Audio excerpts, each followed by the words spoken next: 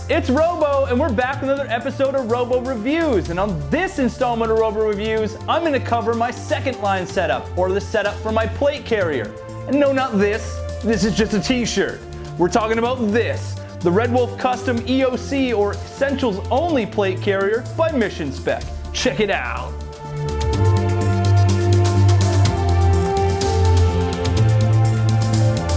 So here it is, the RedWolf Custom Mission Spec EOC or Essentials Only Plate Carrier. Now please do excuse, I'm going to cut off my face a bit in this frame just so you can see the kit more and less of my beautiful face. Ha ha ha. Now while this is a review on the base plate carrier itself, you're going to see other utilities attached to this because they're a part of my second line, and I want to show you how they incorporate into the design features of the Mission Spec EOC. Now since these accessories are products on their own right, they could get their own review, and I might do that in the future. As of right now, I'm just looking at the plate carrier, but again, keep in mind you're going to see some other accessories. So what is the EOC? Why is it called the EOC, or Essentials Only Carrier, or Essentials Only Plate Carrier? Well, truth to be told, it's because it's exactly what it says it is. It is an Essentials Only Plate Carrier, which basically means it's two plate pockets connected by some shoulder straps with some side straps to keep it stable to hold your plates.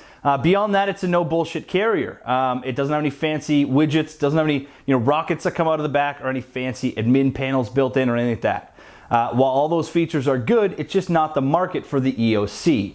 Now, what makes the RWA Custom EOC different than the original one on the market? We took it outside of the scope a little bit of Essentials Only, and we basically designed it in a way that would allow some expandability to the platform. And by that I mean the ability to mate with a Haley Strategic D3 rig and to apply a back panel option such as the HSP flat pack in this instance. So what does that mean to the EOC? Well, let me show you.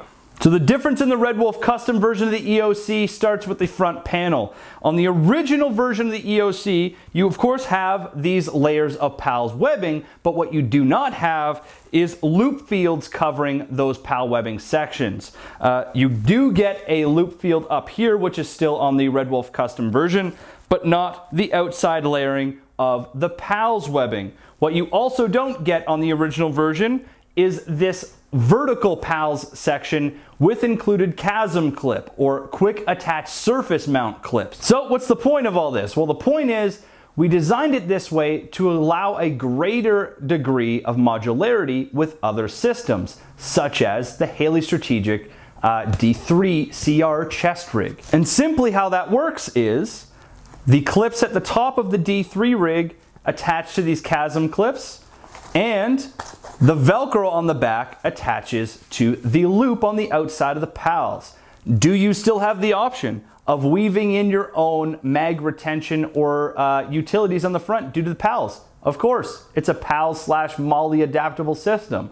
But for someone that wants something maybe quick attach, like the D3 rig, that fits here perfectly. So as you can see, the Haley Strategic D3 rig literally just attaches to the front Velcro loop fields, as well as attaches in the sides with the side clips, the side straps, and up top here with the quick attach surface mount clips located on the front. Easy peasy. So moving on to the back plate pocket, which is another area of some major difference from the main EOC package from Mission Spec, and that is, as you can see, I've got a back panel option attached to this back plate pocket, being the Haley Strategic flat pack. Now I'm actually able to mount it correctly, this back plate pocket, because of a 6th row of PALS webbing along the top of the pocket. On the original version of the EOC, this is not there. Instead, there's a patch loop field there. In our version, we wanted to be able to mate a backplate pocket option, such as the flat pack, or say the Faro Concepts Assaulter back panel, correctly and in the correct position. And to do that, you need an upper layer or 6th row of PALS webbing, much like you find on this, or say other plate carrier options. Now in both the original EOC and the RedWolf version of the EOC, and I misquoted this during my kit review at Faded Giant, there's never any drag handle.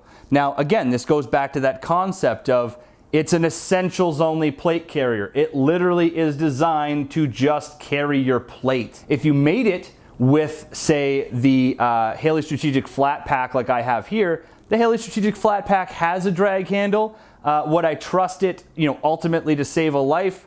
Yes and no. I mean, it's on a backpack. There's a lot of points of tension there, but hey, I'm not a real world guy and I don't really have to drag a lot of dudes in a life or death situation by their drag handle. But if you're an airsoft or a milsimmer and you want that sort of feature for whatever reason, guess what? Haley Strategic Flat Pack has you covered. Now, another big difference, although it's not a design difference, from the original EOC to the RedWolf custom version of the EOC is, in the RedWolf custom version, you get the shoulder saver pads included in the purchase. Now, these are available for the original EOC. It's just they're an extra purchase above the normal EOC package price.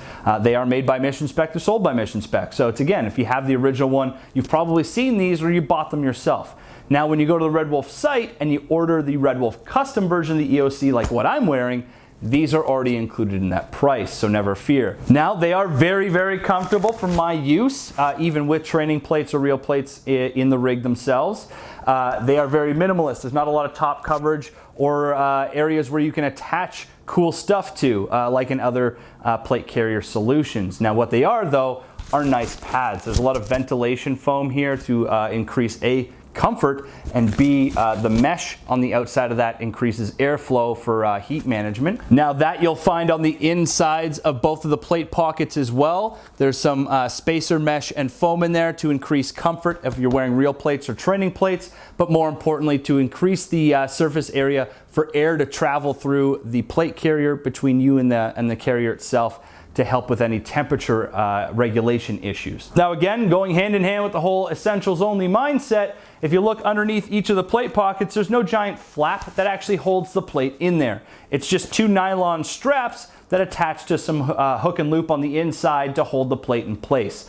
Now, some guys, including myself when I first looked at it with inexperience, going, well, that's not that stable. Well, I can tell you for sure that in the end, when it comes down to the stability of the plates in my use with the training plates and even some real plates, again, still very, very stable. It just eliminates some of the extra weight that you get with Cordura nylon products when you add that little bit of fabric down there. Now, again, we're talking about ounces here, right? Yeah, well, ounces equals pounds equals pain, all these cliche things we can say. So again, going back to the essentials only mindset, it's not essential to have a flap, so Mission Spec omitted it. So let's talk about the side straps themselves. Again, very minimalist in idea. Again, going back to the essentials only mindset. You're gonna hear me say that over and over and over again. What these clips are just side straps, okay? There's not gonna be a lot of features here. It literally attaches the back plate pocket to the front one and keeps the pockets themselves stable on your body. Now, you can adjust them up and down to different loops. There's 3 loops on the back and 3 loops on the front pockets that allow you to change the orientation to help you set the plate pocket height correctly. Beyond that, though, there's not a lot of customization. You can obviously loosen them and tighten them down, but that's about it. So some of you are gonna be saying, well, how do I attach stuff to those, Rob? I mean, if you attach something, it's gonna slide back and forth. Well, you're absolutely correct. And again, if you're that type of guy that likes to load up his sides with a bunch of garbage because you've used the accessories you're putting on there, hopefully you use the accessories that you're putting on there, or else I'd be asking why you're putting them on there, but neither here nor there. I'm gonna say, yeah, you're absolutely correct. I mean, you're gonna have some problems there. Now you see I do actually use a radio pouch here on my left-hand side. This is the Tactical Taylor Milsim West radio pouch. Awesome pouch if you can find one. Now what I've done to actually stabilize it on my left-hand side is I put one of the malice clips through one of the loops at the end near the clip itself. So where you tighten the side straps. That way it's anchoring it to that front clip. Otherwise, this thing would be sliding around like nobody's business. Now again, let's go back to the mindset of EOC. Essentials only? Well, essentials only isn't putting a bunch of admin pouches and stuff on your side. And that's exactly what this was not designed to do. If you want to have that, you might be looking at a different plate carrier option. But again, that's your call. In my scenario, my second line setup, I don't put a bunch of stuff on my sides. I actually have traditionally run with a lot of slick sides, or again, empty sides, because of drawing and mobility preferences of mine. Again, to each their own, and their own setup preferences are going to apply. So since that kind of covers a small negative that some of you may perceive, I'm going to cover another one that I walked into my deployment of this plate carrier system with as well. Now I can tell you my opinion has changed with experience, but we'll cover that. And that is, as you'll see, these shoulder straps here attach via plastic tri-glides in the back and in the front of the plate carrier. Now, before I even wore this thing, and I looked at these tri-glides right up front, and I was like, those are gonna get in the way. Those are gonna completely ruin my experience there. And I gotta be honest, I was completely 100% wrong. These literally have never gotten in the way. When I shoulder a weapon against this plate carrier and these shoulder straps, the tri-glides I've never felt the tri-glides between the weapon and between the shoulder. So, you know, some might look at that. There are a lot of other lower profile, high speed options for attaching straps to a front and back plate pocket. And tri-glides sometimes aren't what you would consider high speed or low drag. So, I mean, it's just one of those things. Don't take it at face value. Just know that through experience, I've never had it be a huge problem. Could it be different for another user? Yeah, mileage may vary. But like I said, that's something that I perceived up front as a problem and found out through use that it just wasn't. Now, just a quick couple more tidbits about the RedWolf Custom EOC by Mission Spec, since that pretty much covers the carrier itself. But I wanted to just mention these last points before we moved on to quick notes about the other accessories. You can find the RedWolf Custom EOC by Mission Spec on the RedWolf site. I'll put the link to that in the description below for your ease. It retails for $229 USD. And you can find it in multicam like I have it here, Coyote Brown, Desert Digital, Cryptic Typhon, as well as Multicam Tropic. So with that said, if you're looking for a no bullshit carrier that doesn't have a lot of bells and whistles because you don't need them, but has a little bit more modularity than just two plate pockets front and back, the RedWolf Custom EOC is maybe up your alley. It is a straightforward, comfortable plate carrier system to own for a great price. So with that all said, let's go on to some of the accessories here just real quick so you understand why they're on there and why I have them set up on my second line. So like we were talking about before, I do have a Haley Strategic D3 chest rig front panel stuck on here. Yes, I do wear the D3 chest rig standalone sometimes, but that's exactly why I have it. It has the modularity to be a standalone as well as mate with something like the EOC. Now, incorporated into that, I am using Beaver Tactical beaver teeth. These are Kydex inserts for the D3 rig. They're a lot like the Haley Strategic option, but unlike the Haley Strategic option, they're Kydex instead of a heat-injected polymer. Do the same thing though. They add resistance and tension to a mag to keep them in there. I have not taken off the pull tabs yet. I'll be doing that in the future once I make sure that everything is as secure as I would need it in the field. Now, as I mentioned before, my radio pouch is the collaboration of Tactical Tailor and Milsim West. I'm using one of their radio pouches. It allows me to flip my radio down and look at it without actually having to take my radio out. Now, on the other side, I literally wear nothing, and that's again why I like the EOC strap system, that it's just a no frills, no BS attachment option. I don't need a lot of stuff on my rig, so that keeps it lightweight and free for drawing for me. Now, as I had mentioned before as well, the option I have on my back is a Haley Strategic flat pack.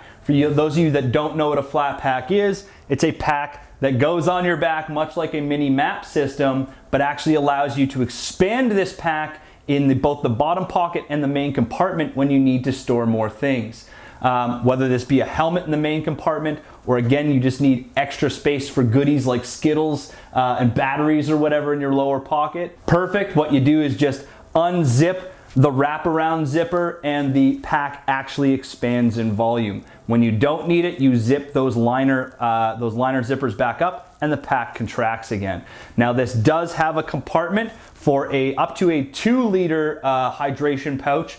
I'm currently using and always have used a Source hydration bladder system from their military side. So there's a Source bladder in there, a 2-liter one. as well that connects to my Source drinking tube. But that's it, guys. That covers my entire second line setup. As you can see, my mentality is if I don't use it, I don't put it on my rig. I am a firm believer of the ounces pounds equals pain formula, and that just kind of boils down to if it's not needed, I don't encumber myself by wearing it just to look cool or to fit a certain description. Everything I do comes from some sort of deployable mindset. So again, if you're looking for an awesome option that keeps things simple, do check out the RedWolf Airsoft site. I'll keep the link in the description below for the Mission Spec RWA Custom Essentials Only Plate Carrier. So there you have it. That pretty much takes care of another episode of Robo-Reviews. I hope you guys enjoyed this look at my second line setup featuring the RedWolf Custom Mission Spec EOC or Essentials Only Plate Carrier. Now what's coming down the pipes next in terms of reviews?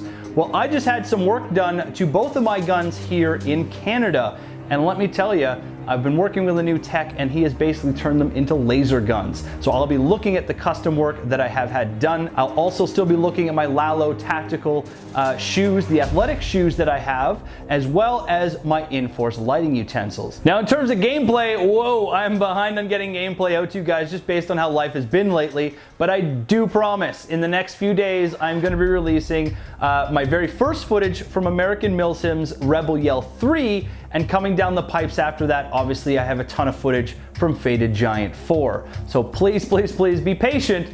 It is coming down the pipes for you momentarily. Now, of course, I do want to take a quick second to thank my two most awesome sponsors, being Enola Gay Tactical Smoke Grenades and RedWolf Airsoft. Now, both of these companies provide me support in such a way that allow me to do more airsoft, but more importantly, bring you guys more gameplay, more reviews, and more philosophies to learn from and enjoy. So big thumbs up to both of those companies. Please do check out their websites. I've linked them in the description below. So whether you did or didn't like this review, I still kind of want to know about it. Drop me a line in the comments below. I love the feedback and conversation. And if you could do me a huge solid, and that is like, subscribe, and share with all your friends, keeps me happy in this YouTube game. And as always, guys, until next time, keep having fun playing airsoft, being good community members, defend what you love. Later, guys.